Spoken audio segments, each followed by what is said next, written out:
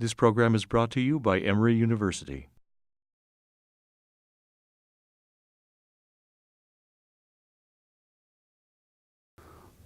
Officially, you start finding writings about Kabbalah and Jewish mysticism in 11th, 12th century Spain. A really fertile time in Spain, right? Because Christians, Jews, and Muslims are talking to each other. We should go back. I mean, what a fantastic thought, right? And so it was a really rich, fertile time in Spain. And some of the first texts, some of the richest texts of Jewish Kabbalah are coming out of that period. There are also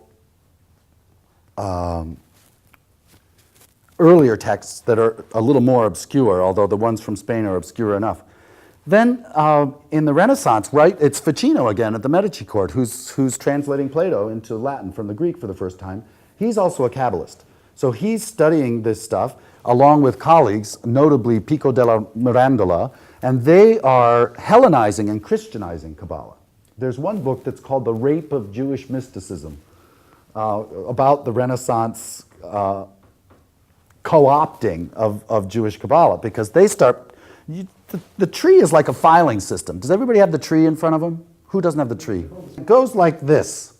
The idea is that in Jewish mystical thought, the tree doesn't start here.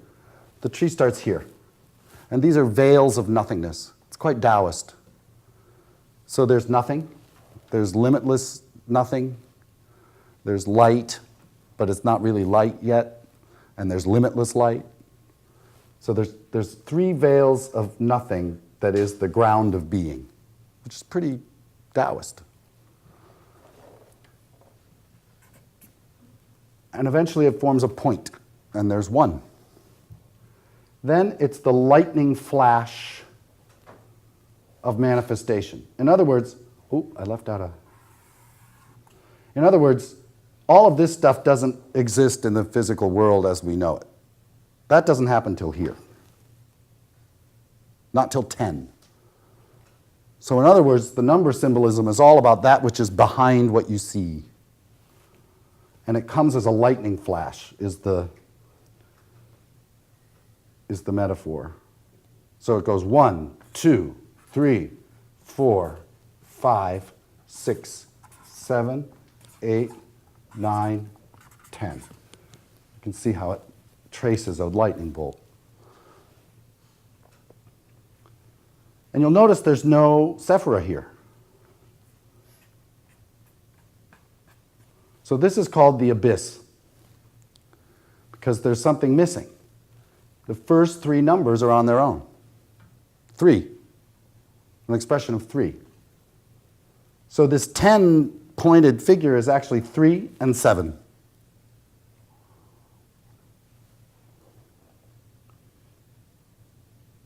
There's also 3 in the sense that there are 3 columns, and these are called the 3 pillars. So this is the pillar of mercy. This is the pillar of equilibrium down the middle. And this is the pillar of severity.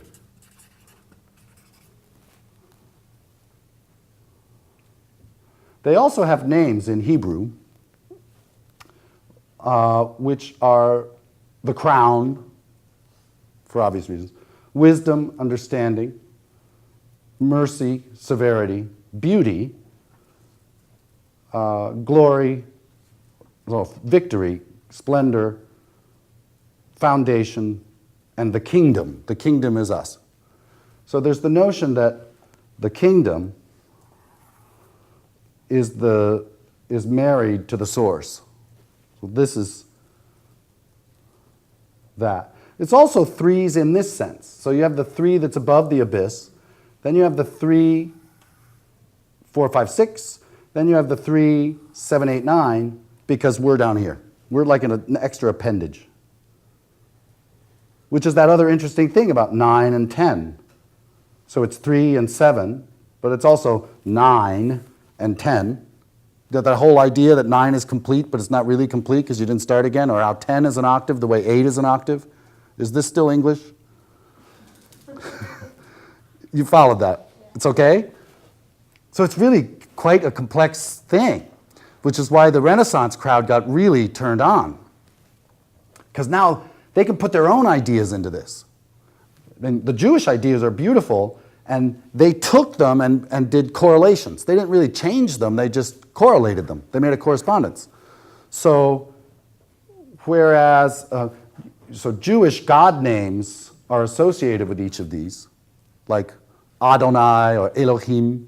You know, there's various names of God, even though in our English translation of the Old Testament we tend to use God. And so they used Christian associations or Greek ones, because of course it's the Renaissance, so they're Greek fascinated. So Apollo lives here because he's the god of unity, and who has the most connection? 6. 6 has 8 connections to the other parts of the tree. Oh, by the way, these paths are the 22 letters of the Hebrew alphabet, which is 7 times 3 plus 1. So you get an octave, right? So it's 3 octaves. But Apollo has 8 paths connecting to the other Sephira, which is more than anybody else. 8 is infinity, right? 8 is always in motion. And this is, in Jewish thought as well as later Renaissance thought, this is the intellect over here. This is the emotions over here. So what do the Renaissance Greek thinking people do? They put Mercury here and Venus here.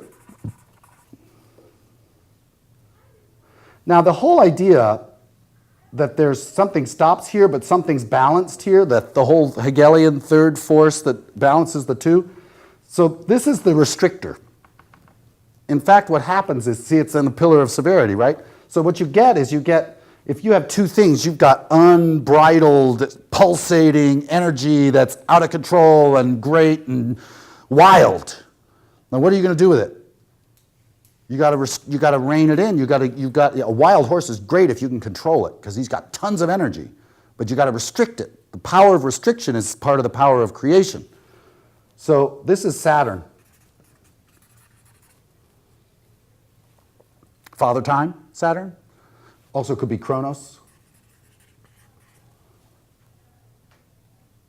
This is the whole zodiac over here, right? Nobody knows what's going on yet, and nobody knows what's up there. That's just, what's a point? What's the point? The preceding program is copyrighted by Emory University.